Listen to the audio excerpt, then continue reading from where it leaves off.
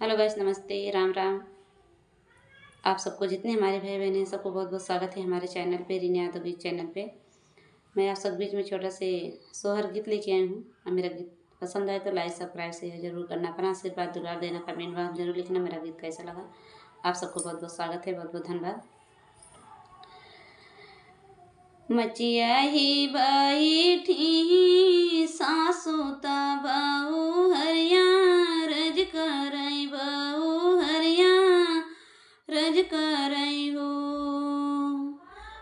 सासू आई गई माघ महीनवा पुड़ी माँ का दिन पुड़ी ही माँ का दिन आई हो। सासू सब सासू साधु संत करया सननवा माहु नहा जाबै हमहु नहा जाबै हो।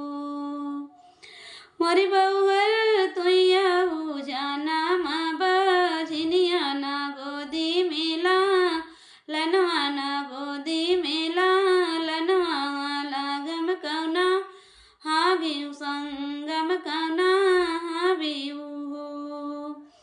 सासू हम नहाबही संगम गंगा माई के नौबई गंगा माई से मंगबई हो। सासू हम पऊ बैला लनवा बजनिया नमवा छुटियाई हो।